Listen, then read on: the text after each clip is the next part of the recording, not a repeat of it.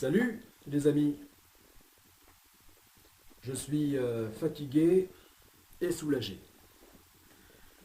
Tout d'abord, je vais vous préciser que désormais, à partir de cette petite vidéo, eh bien, je ne me présenterai plus systématiquement sous le nom de commandant Tolric.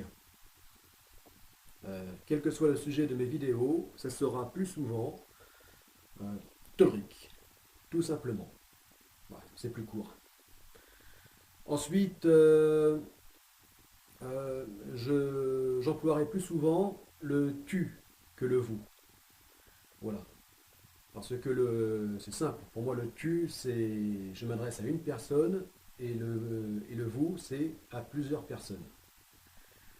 Euh, mais le tu, eh bien, tout simplement parce que sur le tutoiement, euh, sur, par les réseaux sociaux, YouTube, etc., eh bien, on s'adresse plus souvent à des personnes seules face à leur petit écran qu'en groupe.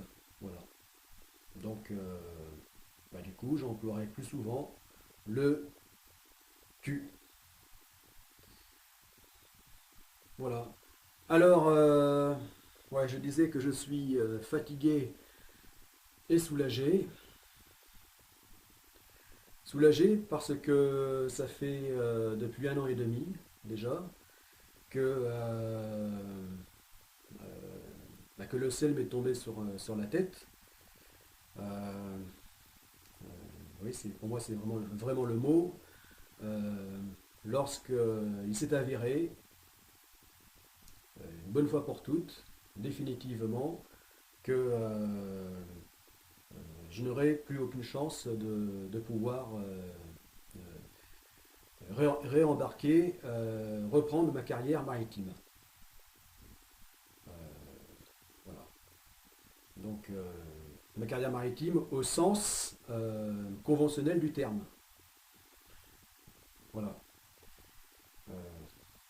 Donc, puisque c'est le métier que j'ai vraiment fait, où j'ai vraiment pu gagner de l'argent normalement, etc.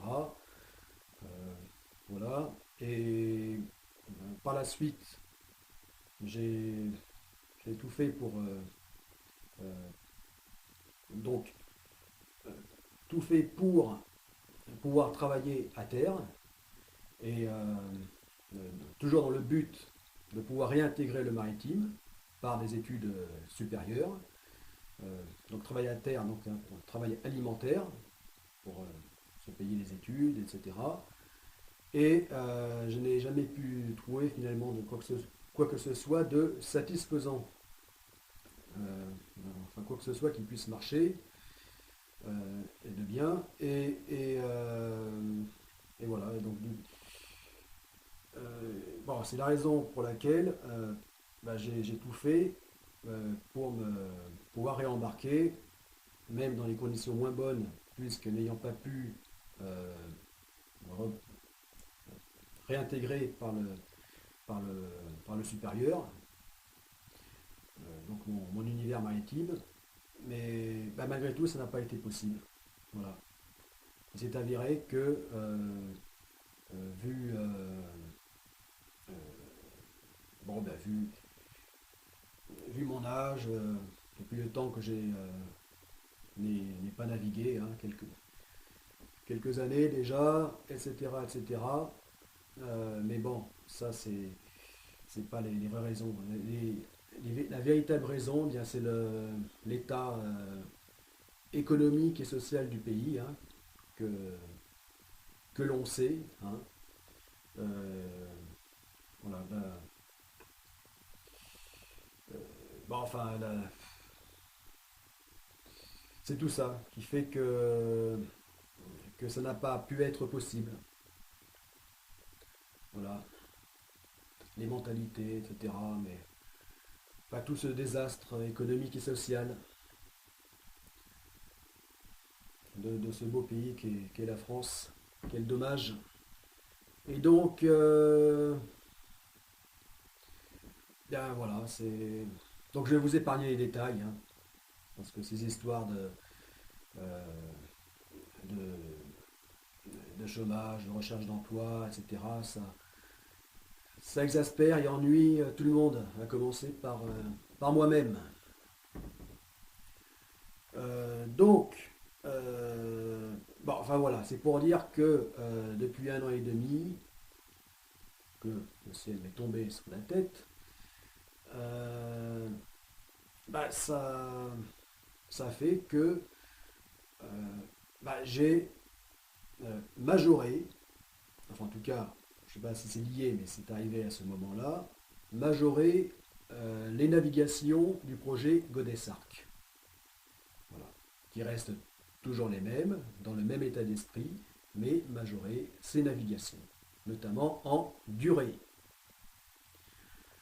Et pour ça, eh bien, je me suis rendu compte que les plans du voilier, hein, c'est-à-dire euh, enfin, du petit navire, tout petit, de la première phase du projet Godessarc, est vraiment trop petit. Voilà.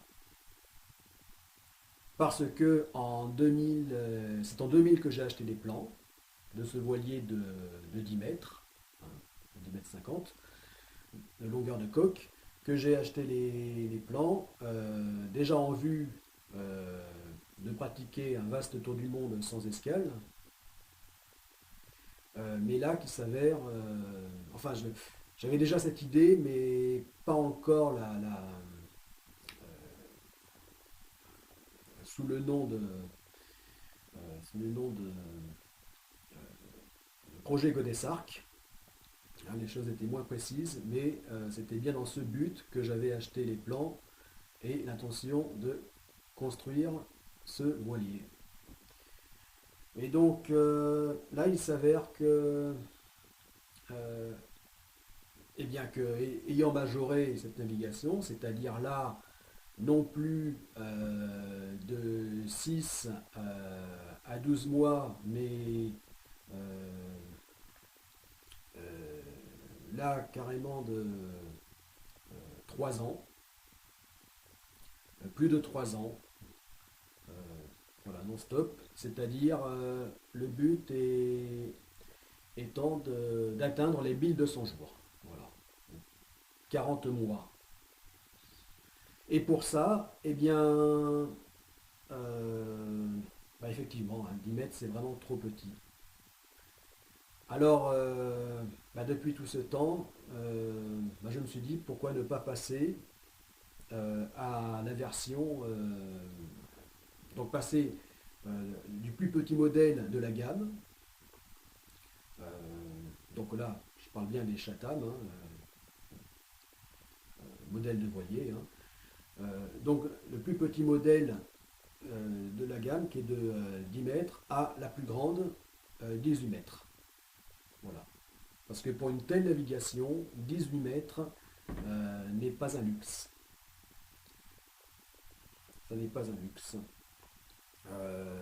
Bon, c'est quand même plus de sécurité, plus de confort, etc. Et que bah, tout ça c'est primordial euh, qui plus est en solitaire, voilà, pour la sécurité, enfin pour se donner des chances de réussir la navigation en question. Et bon, enfin c'est pour toutes ces raisons-là. Euh, ouais, et puis aussi, je me suis dit, qu'est-ce qui vaut mieux? Quillard, dériveur, quel matériau, acier, aluminium, etc. Euh, bon, enfin voilà, donc ça fait depuis 1 an et demi que je suis taraudé, que je suis épuisé à sans arrêt me dire ah, il vaut mieux ça, ah finalement ça. Et c'est sans fin depuis 1 an et demi. Voilà. D'habitude, je ne suis pas indécis. Enfin, quand j'ai une chose en tête, c'est décidé, je n'y reviens pas. Et, et là, je suis tombé dans cet état comme ça d'indécision ou de changement d'avis, et ça, c'est épuisant. Et, en tout cas, moi qui n'ai pas ce tempérament, cette habitude, ça m'a épuisé. Voilà. Enfin, il est clair que si j'avais eu les moyens de construire dès le départ, hein, je dis bien les moyens financiers de construire dès le départ euh, le petit voilier de 10 mètres, tout cela aurait été déjà réalisé. Donc voilà. Bon, ce qui me plonge dans ces divagations, dans ce questionnement, bah, c'est le fait de ne pas avoir pu finalement vraiment passer euh, à l'action et voilà, il restait comme ça dans cet état. Voilà, enfin, c'est donc pour ça que, enfin n'en pouvant plus, que je me décide, euh, donc conformément au proverbe un tien vaut mieux que deux tu l'auras, eh bien m'en tenir comme initialement, hein, au départ du projet, m'en tenir au petit voilier de 10 mètres, 10 mètres 50 plus précisément. Voilà. Eh bien, pourquoi? Parce que bah, je l'ai déjà. Voilà, j'ai déjà les plans, j'ai déjà commencé à le construire. Alors que m'obstiner à vouloir construire, passer au modèle donc de 18 mètres, eh bien là, j'ai ni les plans et je n'ai pas commencé évidemment à le construire. Donc ça, je n'ai pas. Or, il vaut mieux se tabler sur ce que l'on a plutôt que sur ce que l'on n'a pas. Parce que ce que l'on a, on l'a. Hein. Ici et maintenant, on l'a. Alors ce que l'on n'a pas, eh bien, on ne l'aura peut-être jamais. Voilà pourquoi bah, je prends cette décision qui vraiment me soulage énormément, qui est de euh, bah, poursuivre ce que j'ai déjà commencé. Voilà. M'en remettre à ce que j'ai déjà. Voilà. Voilà. Mais c'est vrai que ça a été une décision très très difficile. Très difficile parce que c'est des questions que personne ne peut me. Des questions auxquelles personne ne peut me répondre.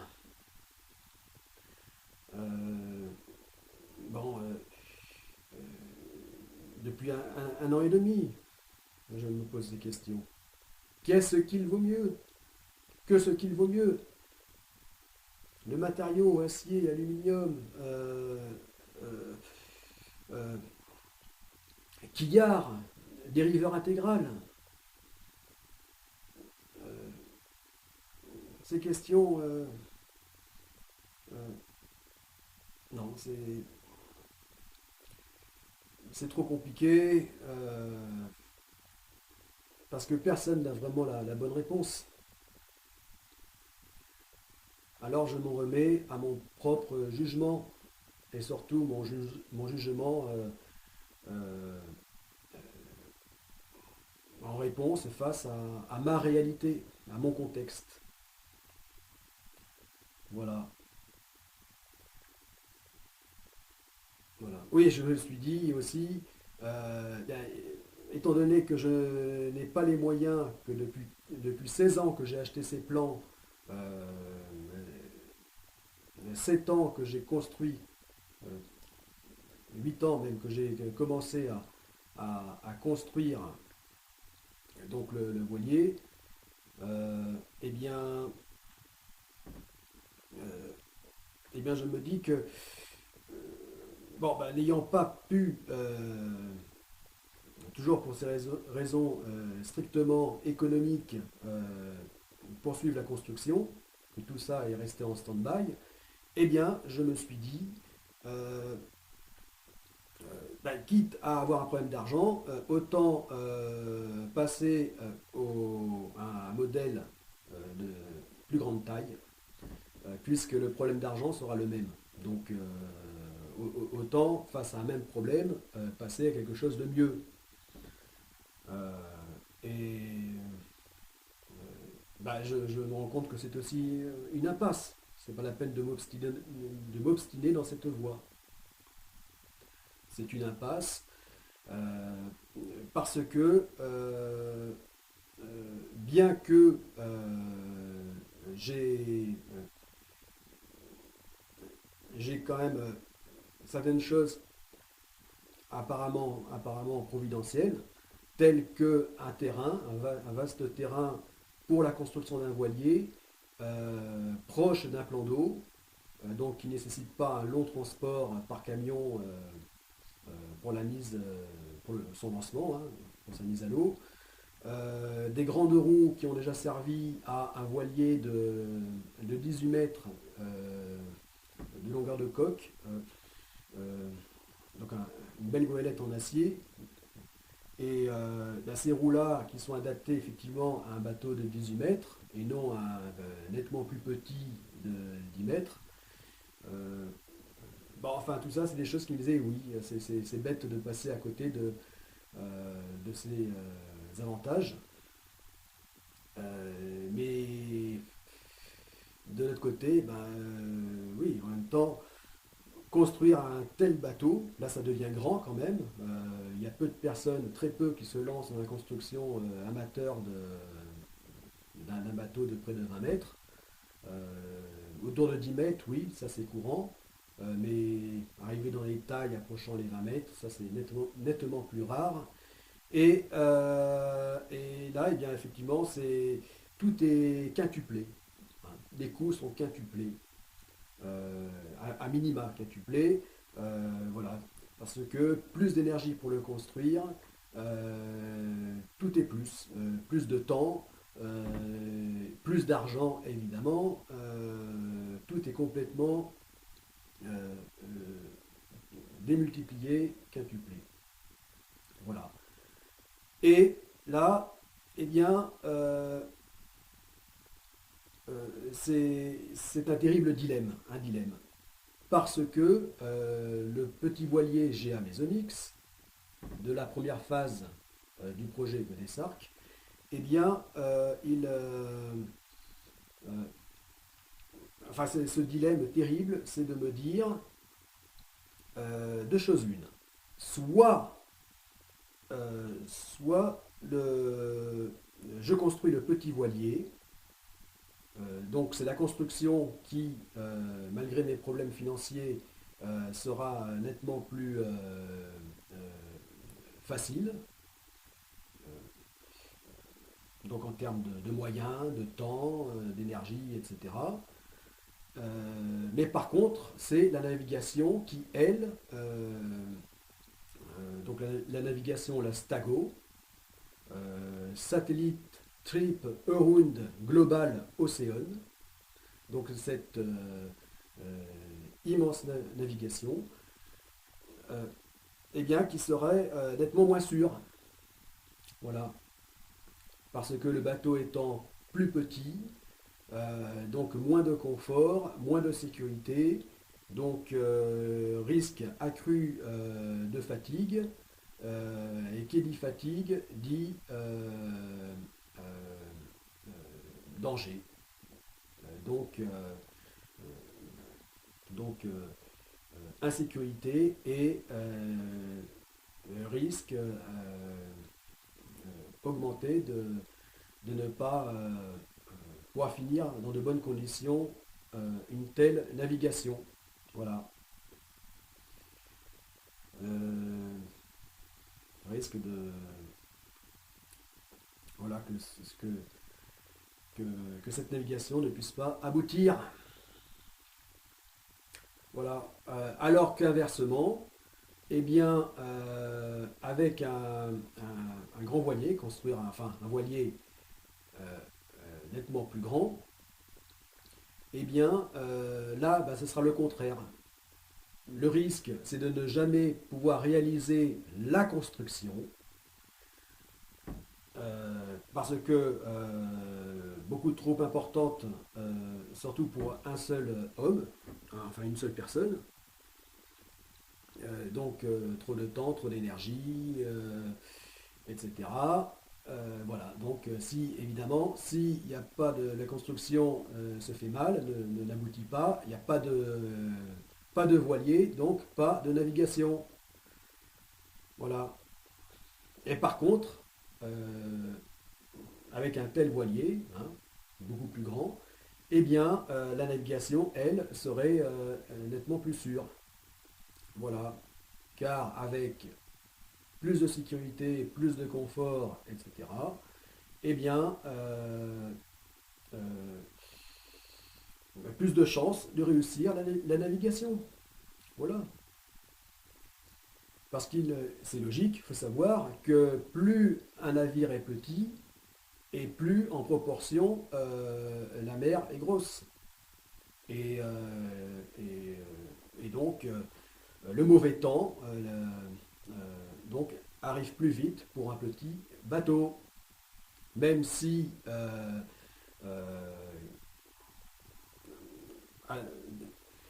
dans les conditions de, enfin, à l'océan, il faut rester humble parce que quelle que soit la taille des navires, même les plus grands qui puissent exister, eh bien, c'est vrai que ça n'est toujours rien face à l'océan. Voilà. Et que aucun navire, quelle que soit sa taille, sa complexité, sa puissance, tout ce que vous voulez, aucun navire est, est hors de danger en mer.